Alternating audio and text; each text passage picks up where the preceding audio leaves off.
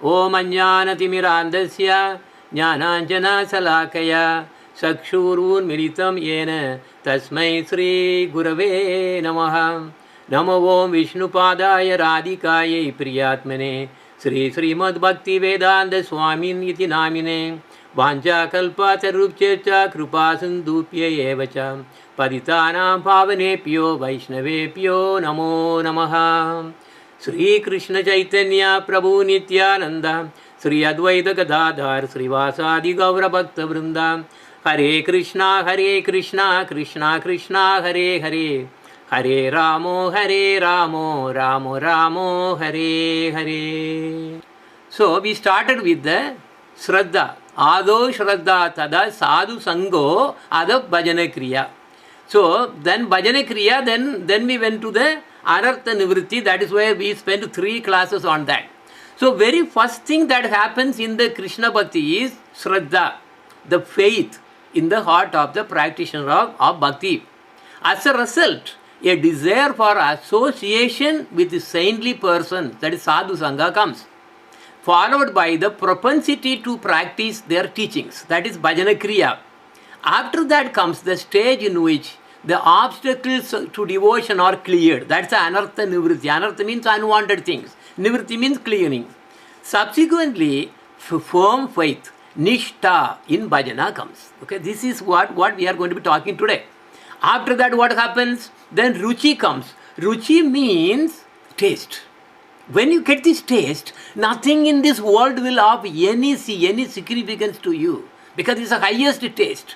But that will come only after these stages. After that comes Asakti. Asakti means now you are bound to Krishna. Okay, then that intense attachment that actually awakens, but only with what? Brajanandan, Sri Krishna only. That is the object of one's bhajana. And again, surpassing all even these stages comes Bhava. Bhava means emotion, which is the very form of pure existence, Suddha Sattva. Okay? And then comes Prema. Okay, so that is basically, I was actually just going through the same thing as really, what you see on the left side. Nishta. What is Nishta? Nishta means unshakable resolve or unshakable determination without any wavering. Of what? The stage of bhakti in which, this is the stage where when you really reach this nishta, it will be completely determined. Yeah, you are determined. No wavering at all. So that is called Nichalata. Nichalata. So that is the quality of unwavering. So that means you have really reached the Nishtita Bhajana Kriya. That is basically what this is all about. This means you have unshakable faith in Guru and Krishna, and you are never going to look back again. That is not going to happen at all. You are not going to fall down. People may fall down because they haven't gone, reached up to this stage. So you are convinced and with firm determination. Determination for what? Performing bhakti sadhana. So here this incident of a Nishta, so that you will get an idea about what exactly it really means about that. There was a devotee living near Godavari river in South India.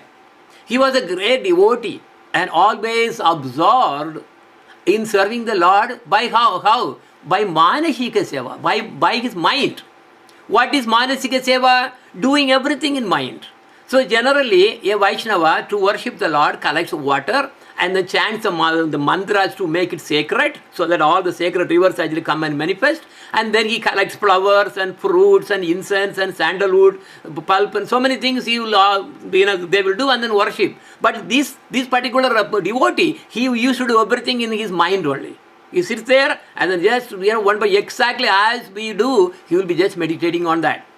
So then also he would meditate that, how he can actually cook Naivedyam for the Lord, like the prasadam, right? So after that. So that was his routine seva. And one day he wanted to make sweet rice, payasam. He collected all the ingredients in his mind and ignited the fire and started to cook the sweet rice. After some time, the sweet rice was ready to offer. Then he thought, oh, maybe the sweet rice must be probably too hot or something to the Lord to offer. So he wanted to test. He was impatient. And he just wanted to see how hot it is. And he was actually, it's all in his mind only, meditation. So powerful. So in his mind, he actually touched touched the sweet rice. And his hand got burnt. Whatever the finger that he used to touch, it got burnt. And his meditation broke. So this was going on. And Lord Narayana in Vaikunta was is seeing this, and he smiled. The Lakshmi Devi immediately asked Lord Narayana why he was smiling, because usually for if a husband actually smiles, all of a sudden the wife cannot tolerate. Something must be going on. She will be so eager to find out why did you laugh, like that. So again he could not explain because it was very difficult. So what he did was, okay, all right, Lakshmi, I will bring that devotee here and let him tell what exactly he really went through. So he sent the airplane that you really see in the picture also on the left. So also very similar thing happened in the life of Srila Rupa Goswami or I think Jiva Goswami. What happened was he also was in the meditation. He also he burned all the fingers. And when he really came out of the meditation, then it was actually all burnt. Then he really put covered with the cloth, and he really went to see his Sanatan Goswami, and he was hiding. And then eventually the truth came up. So this is the way that the Nishta is very, very powerful. And also another similar thing happened to a very advanced devotee of Lord Chaitanya Mahaprabhu. The devotee was completely constructing a beautiful pathway of flowers for Lord Chaitanya Mahaprabhu in his mind, for Lord Chaitanya Mahaprabhu to walk. And he was collecting flowers by flowers and flowers and making the pathway every day, adding. Finally, when he really made the completion, Lord Chaitanya Mahaprabhu appeared. He was just walking on that very nicely. See, this is the Nishta, okay? So one may ask, why we are not able to come to that stage? There are several reasons. When the sadhaka starts from Shraddha and builds up, he will go through Anartha Nivritti as we saw. So that will in fact elapse even until Prema. It will slowly actually keep on. So the Anartha Nivritti is a long process. It's a elapsing through all the way until Prema. But there are 5 impediments that need to be eliminated before coming to really Nishta stage. Even when someone desires to perform the angas of bhakti every day, Sravana, Kirtana, all those, if he is still in the stage of being bound by the anarthas, then he won't be able to really come to this stage. There are 5 obstacles that are really specifically are the impediments for getting this Nishta stage. One is Laya. Laya means drowsiness. You get drowsy when performing sadhana. Second, vikshepa, that is distraction, getting distracted by other things and jumping to it. So you are not able to concentrate. Then the third one is apratipati, lack of enthusiasm, feeling weak to do sadhana. Then the fourth one is kashaya, bitterness. Your mind gets, feeling that of the bitterness to do sadhana. You are not interested. Somehow or other, even though you are trying to force, it is actually, rejecting it. Okay, that is kashaya. Then rasasvada means you are really attracted to the mundane pleasure. Always hankering, to satisfy our senses. These are the 5 reasons we are not getting to this stage.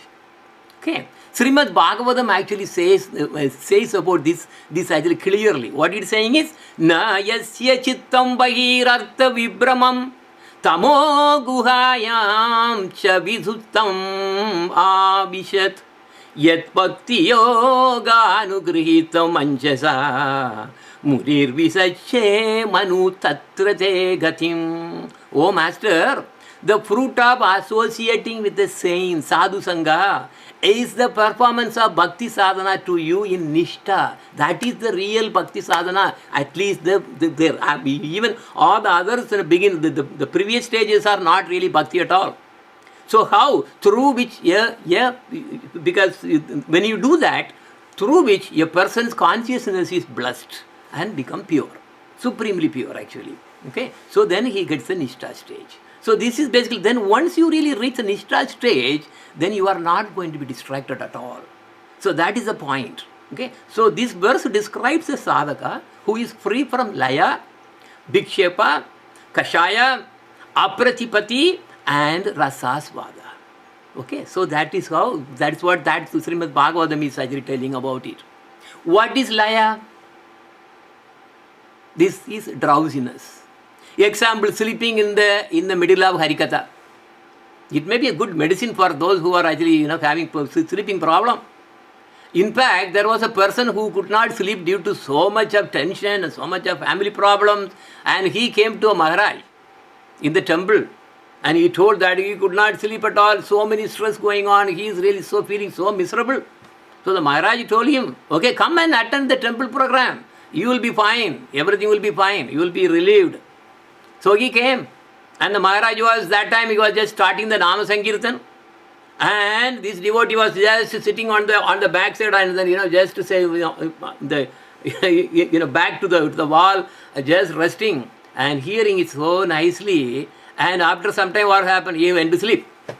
And a devotee was actually just sitting there because we are not supposed to be really sleeping, right? So he actually was shaking up. No, get up or something. But the Maharaj said, no, don't worry, don't wake him up.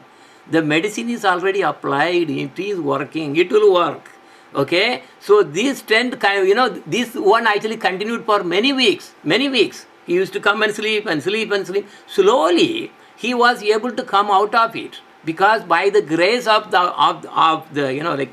devotees, and also eventually whenever you go and then meet sadhus, eventually you will advance. And slowly he started to enjoy the kirtan and became a staunch devotee. So the drowsiness may be there for many jivas. Okay, it means what? Drowsiness while chanting or reading any scriptures. You just feel sleeping. That's it. You just fell sleepy. Then also sometimes more drowsiness when hearing Harikatha. After some time, you can't really, because of the problem, you are not enjoying. You are not in that level at all. So you really go to sleep. And even more sleepiness will come when remembering Krishna. You want to really stay on remembering. Krishna did so many pastimes and this and that. How nicely there are. He can't enjoy. Why? Because he is in the low stage. So the Shravanam, Kirtanam, Smaranam and all those things, all the sweetness, all the sweet things, because of his ignorant mode. So the bottom line here is, because the ignorant, that means tamasic, if you have tamasic mode, tamasic mentality, then the drowsiness will manifest. That will deprive the sadhaka of relishing the rasa of bhajana. Okay, it prevents him from tasting the sweetness of bhakti. Whatever, all the 9 angas of bhakti, he is not going to really relish. Okay, so now the second is vikshepa. Vikshepa means distraction. Typical example is when chanting Mahamantra on the beats. The mind may be jumping into various topics related to mundane life. You have only 108 beats, but your mind will be, by the time you finish it, it might have gone more than thousands of places all over the place. Like a monkey who does not stay fixed at one place, but jump from one tree to another. He cannot sit quiet at all. And for many beginners, meditating on mundane things appears tastier. That is more tasty. Actually, there was a monk, Buddhist monk. Of course, they do a lot of meditations. So there was a new guy who was really joined, and he was, of course, he had trouble in meditating and all. Then he was actually asking another one who was also beginner. He said, "Hey, how are you able to sit in meditation for a long time? I am not able to do it. Tell me the secret." And he said, "Oh, that is easy. You know how I do it? As soon as I really start meditation, I think about pizza. And I think about pizza, now the taste of the pizza and the smell of the pizza and pizza all the time I think, and then I meditate and I never come out. No problem at all. I can be there thinking about pizza for a lot. So the problem is we have tendency to enjoy the other things, related to the mundane life. That is what the problem is. So the sadhaka maybe hold the japa in his hand continuously, but the problem is he may be even engaging in gossiping. Even if he is not gossiping, his mind is somewhere far away from here. So then the sadhaka basically is restless, distracted. So the mind totally immersed in mundane topics. So he is not able to touch the sweetness of the holy name. So since the sadhaka's daily goal is, so sometimes what happens, you have to really, chant this many rounds, okay, fixed number. Just to make that round, they really just like that, just struggle and struggle and struggle. That is not good. That is not good at all. It doesn't have any quality. But eventually one may get into the quality, but the thing is, unless you associate personally with sadhus, the strength is not going to come. Because you need strength. Because by yourself, the strength is not there. We are weak actually. We need guru. So now these kind of wavering, mind going all the way out is due to the mode of passion. You have three modes, right? Tamasic, and then the Rajasic, which is passion, and the Sattvic. So that Sattvic, that is mode of goodness, those people will be able to really do more concentration. Okay? So this is how it works. The third is Apratipati. Apratipati means lack of enthusiasm. So even when the laya and vikshepa has disappeared, suppose you could really manage that. You are actually away, you just came out. Sometimes you may still find we are unable to properly hear Harikatha or chant or even remember about Krishna. So this obstacle is known as Apratipati because the enthusiasm is not there. So the lack of enthusiasm appears within the sadhaka's mind, creating a lethargy in bhajana. So in fact, enthusiasm or utsaha, it's also called, another name is called utsaha, has been called the life of Shraddha. Because the thing is, yes, Shraddha is there, but Shraddha is like a body, right? But the thing, it needs a life. So the life is enthusiasm. You have to have the enthusiasm to really go further. So this is basically, this apratipati is born from the mode of, actually this is born from mode of ignorance in fact. So in fact, if you see the Upadesamrita, this utsaha means is what? It's the enthusiasm. It's also mentioned in the Upadesamrita by Srila Rupa Goswami. Utsaha nichaya dhairyat tahat karma pravartanat sankadyaga sato brute sadbir bhakti prasidyati. So there are 6 principles favorable for bhakti. Number 1 is utsaha, being enthusiastic. Then enduring with confidence, being patient, acting according to regulative principles, abandoning the association of non-devotees, and following the footsteps of the previous acharyas. So these are the things about there. But anyway, so here we came about talking about the enthusiasm. Okay. So the next one, the fourth one, is called kashaya. Kashaya means bitterness in sadhana. One may feel that it is so bitter to sit and chant. This happens when why it happens? Because of the impressions of 3 things. Anger, greed, and false ego. So in fact, if they really dominate you, if they really manifest when performing sadhana, hearing, chanting, or remembering Krishna, whatever, that it will make your sadhana a bitter thing actually. So these are all the anarthas. Anger, even at the slightest, so how do you find out? Even at the slightest provocation, you really jump and shout. And the second one is the desire to relish sweet, tasteful preparations. You want to really, eat some good food, here and there, good food. Then tasty food. Then greed for wealth. This is another big problem that is actually going to make your sadhana, bhakti sadhana, a bitter experience. And the last one is a false ego, because we are proud of our body, beauty, and wealth, and home, and this, and so that is actually going to really make your sadhana bitter. Okay, that is why if you see the bhaktas, they are free from all these. They actually, that is why they lead a very simple life. They don't want to really accumulate all kinds of nonsense. No, they don't. By nature, they will automatically be attracted to that because they are in the bhakti.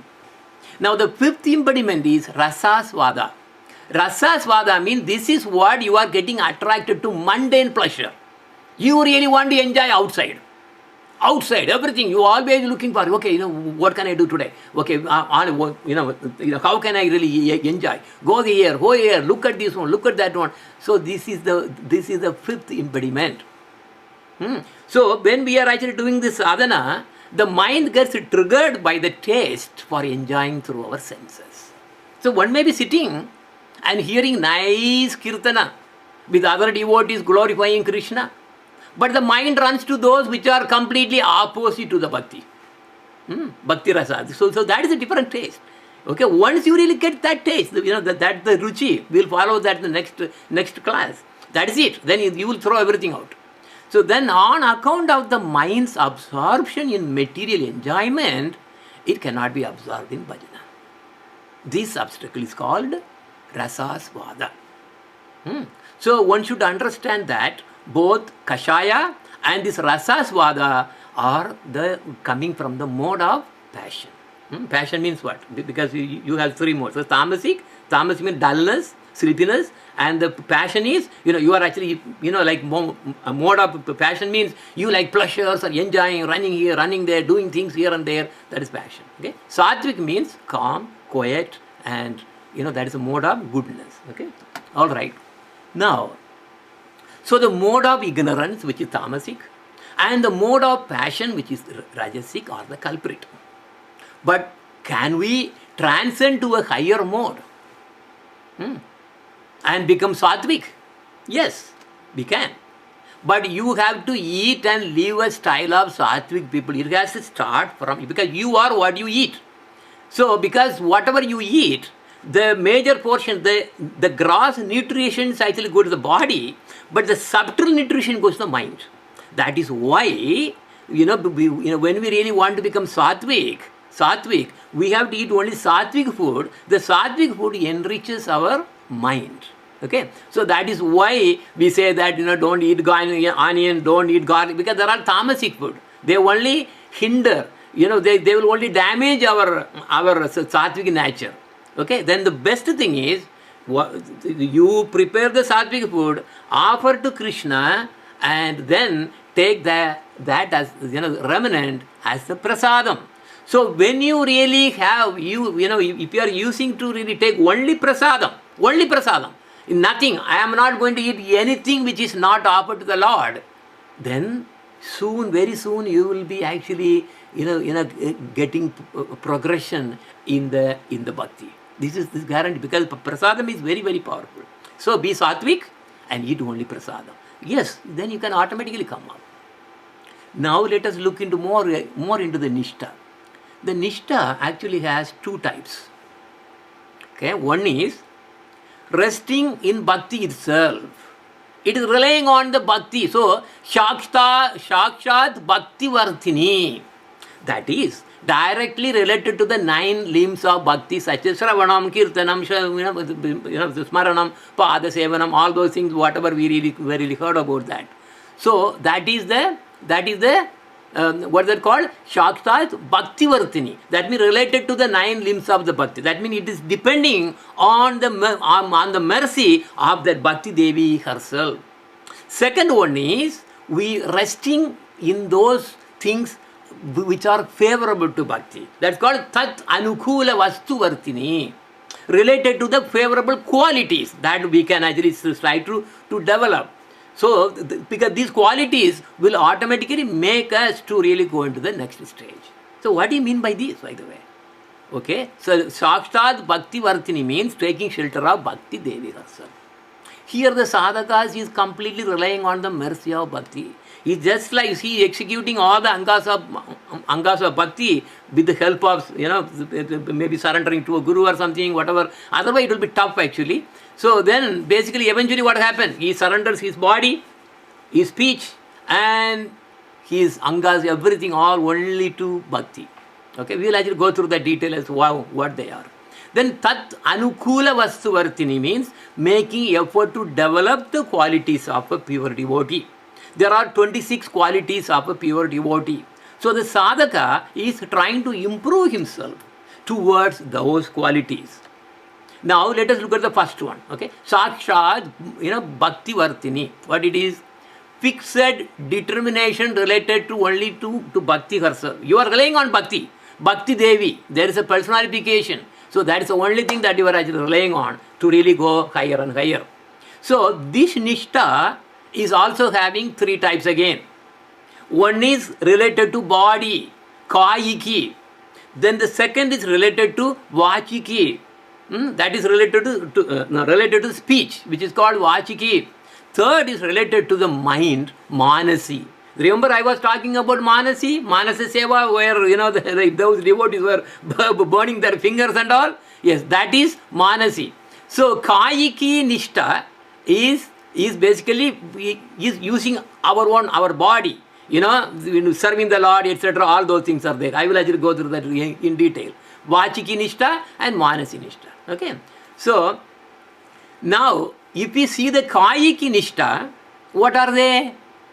Hearing Bhagavad Harikatha, hearing Harikatha, you really sit there, and then you really want to hear. You are actually engaging your ears, the body, to hearing the Bhagavad Katha. Serving Tulasi Maharani, you are watering the Tulasi every day, and then also picking her leaves, and making sure everything is coming. So that is Tulasi Seva. Then making flower garlands for the deities, worshipping the deities, offering obeisances to the deities, circumambulating the deity, doing parikrama in holy places, and cleansing, cleaning the temple of Bhagavan. This are all we do with our body. So that is why it's called kaya, means body. Kayiki nishta means that kind of nishta. Nishta means what? That's a fixed determination. You are really so fixed determined to really engage in bhakti and by your body. Kayiki nishta. Then the second one is vachiki nishta. This is by speech. Okay, because the purpose of our tongue is to really sing the Lord and glorify the Lord and chant the names of the Lord. So singing kirtana of the names and the forms and the qualities and pastimes, leelas of Bhagavan is a vachiki nishta. Vachi means speech, using the tongue. Then offering prayers in the temple. Remember, we really do our prayer in the temple for the deities. So that is also vachiki nishta. Then composing prayers and bhajans. That is also vachiki nishta. Reciting narrations about Bhagavan. That is also vachiki nishta. Reading scriptures about Bhagavan. And also reciting his instruction, reading Bhagavad Gita, reading Srimad Bhagavatam, all those, they're all vachiki. Basically, what you engage your tongue to engage in bhakti, they're all vachiki nishta. Okay. Now, third one is manasi nishta. Okay, this is manasi nishta. I gave an example in the beginning itself. What is it? This is contemplating and remembering the holy names of the Lord, and thinking and feeling bliss, visualizing his beautiful forms, and thinking about his sweet qualities, thinking about the pastimes of Sri Bhagavan. Okay, now if we see that, devotees actually differ, in terms of the way how they really serve the Guru and Krishna. Some, very rare is they do not go out to preach. They are called Babajis. They do not really go out to really preach at all. What they do is they immerse in this manasi nishta, and then they relish by just doing this manasa seva. Okay, so that's one kind of devotee. Other kind of devotees, they really go out on the street and then preach to everyone to bring them to actually Krishna Bhakti. Okay, so these are the two different ways they really engage. One is internal, other one is external. Okay, but even though they're all devotees. Again, as I told before, the devotees in Nishta stage perform even, they don't have to have a deity. They actually have they can visualize, they can actually perform, they can actually make the deities and perform the perform bathing of the deities, they can dress the deities, and they can offer puja to the deities, they can cook naivedyam and then offer to them, and also they can build temples in the heart. So that is what the building of the temple in the heart is so significant and the important step in the Nishta.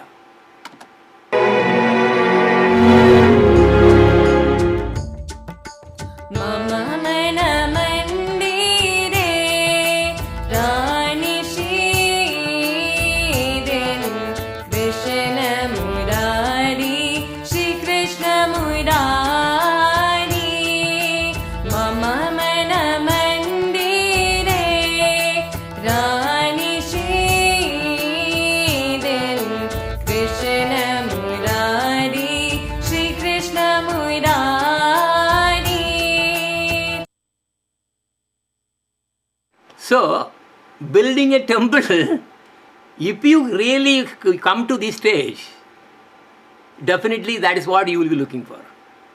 Radha Krishna actually enters into your heart. You will see. You carry them all the places wherever you go. You can see the presence all the time. And you are always blissful.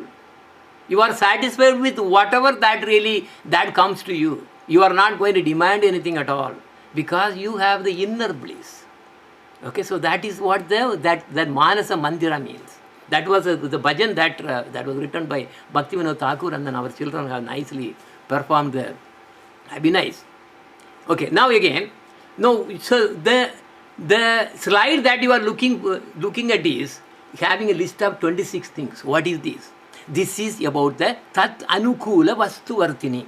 So Tat Anukula Vastu Vishayini Nishta basically, but what that means is, it is actually coming under the Tat Anukula Vastu Vartini, that's why it has come there. So what is the Tat Anukula Vastu Vishayini Nishta? Okay, that is basically nothing but these 26 qualities are there about these pure devotees, and we try to attain them. We really take effort to make ourselves to possess these qualities as many we can. We actually covered this in extensive detail in the previous classes, so I am not going to go all of them again. I am going to highlight only few of them. One is humility. Humility is offering respect to others, but never demanding respect in return. Okay, that is humility. You always give only respect to others. You never demand any respect from. You never even expect return from return the respect back to you. Sympathy. You have to be sympathetic. See, that is why these devotees go out and then preach to bring more devotees, so that they are actually they feel so sympathy when all the jivas are getting lost. He's trying to do his part. Even though Krishna is in control, these devotees cannot really tolerate. They want to help the jivas. So out of the compassion, and they are really become so sympathetic, so they really try to really bring them. That is why we have Gokul Bhajan. Why should we really have that? Because at least to really give some opportunity to the jivas to really come to Krishna. Then another one is forgiveness. This forgiveness is very important, because every human being is bound to make mistakes. So, but the thing is, we should be able to forgive. Every devotee, like a high devotee, always forgive. You can see the Ambarish Maharaj.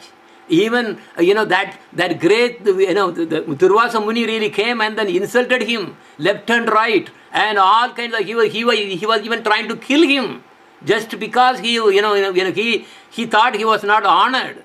What happened finally? See, the chakra came. But in that case, he could not solve the problem at all. But he had to come back to get forgiveness from the devotee for whom he has offended. But what did Ambarish Maharaj do? Did he say, no, I am not going to forgive? No. He was in fact actually not even taking anything. No, he was not even drinking or eating anything, because he felt that, maybe, he thought that the other person was actually offended. That was how he did not eat. But when he came down, he actually forgave. He said, who am I to really forgive you? I did not really, you did not make any offense. That is how it really, a pure bhakta actually sees that. Then the next one is gratefulness. Gratefulness. This is also associated with the compassion and forgiveness, whatever. So basically compassion. This gratefulness is so good. And in fact, our Krishna, Radharani, if you really take any personality, Chaitanya Mahaprabhu, any personality, they are so grateful. Okay? So, compassion for every living entity, friendship and mood of kindness are qualities by which a bhakta becomes free from obstacles and firmly established within the heart of the sadhaka. So basically bhakti will be firmly established only within the heart of these kind of sadhakas. And for those who cannot forgive the faults of others, praying to God for forgiveness is nothing but imitation. That's what the word it is written there. So Bhakti Devi does not appear in an ungrateful heart. So you have to be to have humility, sympathy, compassion, forgiveness and gratefulness. But if you see the Bhagavan, see Sri Bhagavan himself is thoroughly imbued with the quality of gratitude. Bhagavan gives his very self as charity. He says, I am, yours. He says, I am purchased by you. Arey, he is the Lord of the universe, Lord of everything. And he says, I am purchased by you. Who is that? Tulasi dala matrena jalasya chulukvena va vikrinite swam atmanam bhaktebhyo bhaktavatsala. See, it is what it is. It is. He says that you give a leaf of tulasi. See, tulasi is why? It's Bhakti Devi. She cannot really, she has nothing else except Krishna's seva. So that's why she is at the lotus feet of Krishna. In the tilak also I was actually mentioning, at the foot of the, because this tilaka represents the lotus feet of Krishna. And at the bottom is tulasi. That leaf we have. So this tulasi is so attached to the lotus feet of Krishna. See, as you are actually seeing in the picture. So what he is saying is, you give me one tulasi, one thala. It's not even more tulasi. One thala. Then with what? And also give me a palmful, just a handful of water. So chulukena. Chulukena means only just a hand. That's it, palmful. Okay? Jala. So what is it? Jalasya. Jala means water. So one tulasi and just a palmful of water to me. But how? I can give it and then get purchase Krishna? It's not possible. It's not possible. Why? Look at the word there. Bhaktebhyo bhaktavatsala. Bhaktebhyo. That means you have to have the proper bhakti. If you have bhakti, just as a symbolism, you are giving a tulasi and water, he is purchased. So why he is actually purchased? There are a lot of things. Tulasi is divine. And the water you are offering is with devotion, with bhakti. So Krishna, he says, I am yours now. That's his contract signed. I belong to you. This is how compassionate, the level of the quality of gratitude that Bhagavan Sri Krishna has. Isn't it that a devotee will definitely show at least a little of that? That is why, if a devotee does not have that kind of qualities, he is not going to get even Shraddha. Shraddha, the very basic Shraddha itself is a big problem. Now, is there a way to measure our Nishta where we are? Yes, we can measure the level where we are. Very easy question, of course, to start with. If one is constantly engaged in serving Guru and Krishna 24 hours a day, he is said to be determined and he is in the stage of Nishta. Very easy. You ask yourself, am I 24 hours a day? Always thinking about my Guru and Krishna all the time. That's what is always going on in my mind and heart all the time. Even though I am doing On the externally, I am actually doing so many other work. But in my mind, this is what is always going on 24 hours a day. So that, if that is the case, then he is actually situated in not only just Nishta, he is in a Sutta Sattva. So in the Sutta Sattva, when one is situated, he will achieve the true happiness. Okay, so the intense enthusiasm to perform the limbs of Bhakti, Shravanam, Kirtanam, Smaranam, Pada, Sevanam, Archanam, Vandanam, Dasyam, Sakyam, Atmani, Vedanam. So like that you do always do these things, hearing, chanting, and this, if you are really thinking that you are actually there 24 hours a day, that's what is going on in your mind and heart, then you have Nishta. Nishta means you are actually going to have Radha Krishna coming in your heart. Manasa temple. Okay? So, there is also another very important symptom of Nishta. Okay, watch carefully. This Nishta has one-pointed devotion. That means only Radha Krishna is your one and only Ishtadeva, and Lord Chaitanya Mahaprabhu, because he is a combined form. Yes, that is exactly what you have. Nothing. No Rama. Ram. No, you are not going to do that. No Narasimha Deva even. Obviously, never any trace of worshipping any Devadas, but you respect and then get away from there. That's it. Why is this? Lord Ram is Maryada Purushottama. He stands for the Dharma. He is in the Dharmic level. We are not in the Dharma, Artha, Kama or Moksha. We do not want any of those. Lord Krishna is Leela Purushottama. Beyond all the Dharmas. He doesn't have any rules and regulations. Beyond Dharma. Because why? He is Prema. He is a Leela Purushottama. He is the one who really is attracted by Prema and having these four Madhuris, Rupa Madhuri, Venu Madhuri, Leela Madhuri, Prema Madhuri, and Lord Chaitanya Mahaprabhu is the Prema Purushottama. That's all we need. So if you have only this, we do not read, for example, in our Gokul Bhajan, do we ever do big thing about, Ramayana or Mahabharata? No, we don't do that. We would do that only on the day of Rama, the appearance of Lord Rama. Oh, yes, we do a good session for that. That's about it. But we don't read. Our bhajans are very limited. Maybe 10 bhajans are there compared to all the 400 bhajans what we have. Why? This is what our Gurudev said. Ananya Bhakti. You have to have the thing, otherwise there is no Nishta. Nishta means determined, and it's Ananya Bhakti. No going here, going there, beating around the bush and nothing like that. Then you may ask, oh, in the Mahamantra what we chant, there is Rama there. Arey, you have a problem. You do not understand that. It is not that Lord Rama that it is put in that mantra. It is Radha Raman, the enjoyer. It's an enjoyer. So actually, it means, see, Hare means Radhe. Rama means actually Ramana. It really enjoyer, Ramana. So actual meaning is Radhe Krishna, Krishna Krishna, Radhe Radhe, Radhe Ramana, Ramana Radhe Radhe. This is the meaning of that mantra, which will get realized. You will get the realization at this stage. This is what our Gurudev was always telling. Lord, no, it's not Ram. It is Ramana. So that's why we don't never talk about Rama, Lord Rama in our class. Hardly any. Right? And also Mahabharata, no. That's Karma Kanda. That's Karma Kanda. No. We don't want any of those. No. We want only the pure bhakti, which is only with Radha and Krishna, Chaitanya Mahaprabhu. That's about it.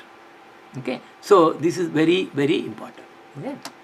Now, progressing to Suddha Sattva. Okay, I really touched that word, saying Suddha Sattva. What is that? Sattva is one, and Suddha Sattva is even higher stage. Okay, how can I progress to Suddha Sattva? Suddha Sattva, when it comes, that is when the Nishta is strong. You are actually progressing to Ruchi, and then Bhava, Anubhavas, and all those things, and going higher. First step to really come to the Suddha Sattva is you have to be Sattvic. One has to elevate from Tamasic or Rajasic mode of life to Sattvic. So that means, even again, you start from the food, and then automatically that will influence your mind. Because remember, as I told, yeah, food has some portion as a nutrition to the body, and there is always subtle nutrition going to the mind. Okay, that can happen only when you are actually eating sattvic food, fruits and vegetables and the cereals and all those. No meat, no fish, no eggs. Avoid eating tamasi, but onion garlic is the biggest killer. In fact, in our scripture, it says onion garlic is worse than eating meat actually in terms of giving tamasi food, because this has something called there is sulfunic, so sulfunic hydroxyl. Okay, it's a strong poison. So the onion and garlic, this family of the thing, they have that traces of that. And what is the property of this particular the sulfonic hydroxyl? This is very deadly. When you eat, it will penetrate. This is the only thing that can penetrate the barrier between the brain and the cell. Okay, brain cell and then the bloodstream. Okay, so this is the only thing that can penetrate into the brain cell and making the brain cell dull. Okay, so that is why you really read, go to internet. There is one called Dr. Beck, B-E-C-K. So many research gets done. He was the one who invented the CGG. Remember what is that? Yeah, CGG something. Like he was the one who invented, and he actually found out that this is the biggest problem. Okay, for one's thinking. Okay, so we have to become a sattvic. That is number one. What is number two? Progress to the Suddha Sattva. Here it involves taking initiation, performing bhakti sadhana as per the guru's instruction, then worship the deities and eat only prasadam offered to Krishna. Prasadam, that is naivedyam offered to Krishna. Prasadam means mercy. Then perform tulasi puja and engage in sadhu sangha all the time. So of these, taking shelter of a guru is a major step. Once you take, why is that? Because once you take shelter and he gives you this belt, a dog belt, right? When he gives that, you become you are owned by that master. When you really take surrender, you don't have to worry about it. He will force you to really engage, to drink the bhakti rasa, and he will give you the amrita nectar by himself. Just to give him the control. But you cannot give the control if you have ego. Okay, it is like, suppose you want to buy a home. What do? You simply just to go and then search for a realtor and sign a contract. Then he will drive you crazy. He will drive, hey, there is a house here, there is a house here, there is a house. He will take charge. But of course, he is really working for his money, but the guru works out of love for Krishna. That's the only difference. Anyway, so we are about to end now.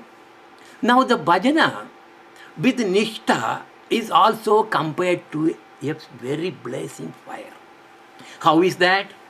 This Nishta, when one is really just involved in Nishta, determined, Bhakti always determined bhajana. Okay? So when he is really engaging in that, who is forcing that? A guru will force you. Okay? Otherwise, you don't have any strength. What strength we have? Only guru can give you the strength. We don't have any strength. That is why we have to surrender. But that is a big process. The ego will block you. That is the thing.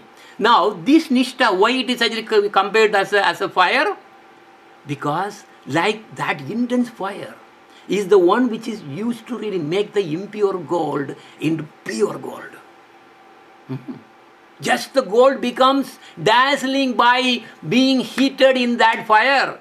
Similarly, the golden medallion of bhakti is burnished by the fire of sadhaka's practice of bhajana with Nishta. So this is the thing important. Okay? Now, so we should engage ourselves in Krishna bhajana. But we cannot by ourselves engage in Krishna bhajana. Somebody has to force us. We are all completely overwhelmed. We are completely God lost. But we have to take that step. Be determined that yes, we have to buy a house. I have to get a realtor. There you go. This is all it is. That step, that big step is the major one, and without which this Krishna bhajana is not going to be that, it's not easy at all. Anyway, this is the bhajan which is saying that we should engage ourselves in Krishna bhajana. But our mind is blocking. It is having all kinds of 5 kinds of, remember embodiments that we covered today.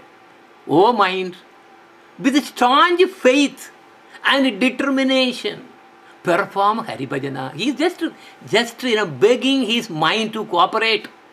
And without the Hari Bhajana, we cannot be delivered. O mind, you cannot be delivered without doing Hari Bhajana.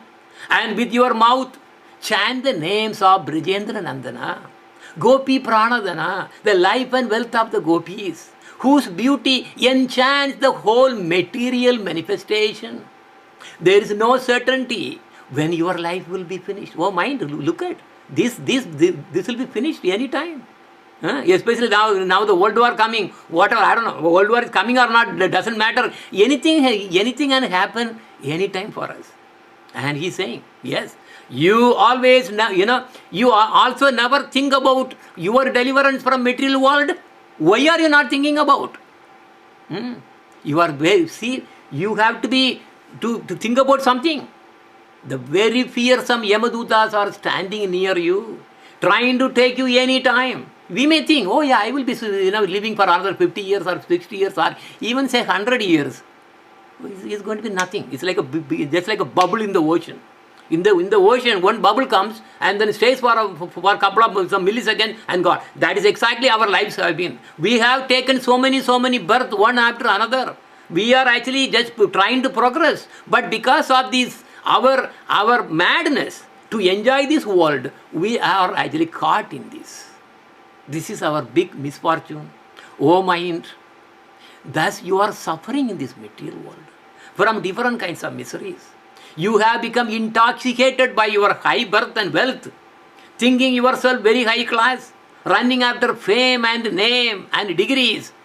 But you have forgotten that one day the Yamaduta will come and take you.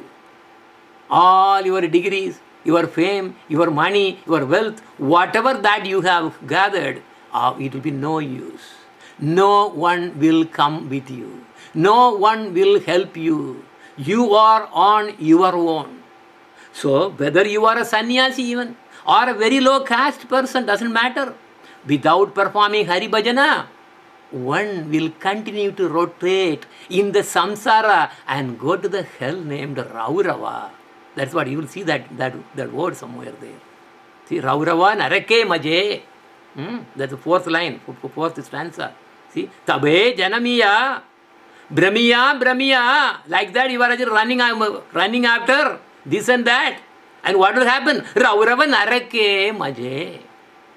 You will rotate in the samsara and go to the hell named Raurava. Even the right? This is what the problem is. And the poet who really wrote is Lochana Das. He says, I am not able to... See, look at here what he is saying. He is doing wonderful bhajana, but he is telling on behalf of us. We are not able to do the Hari Bhajana. Our mind is distracting.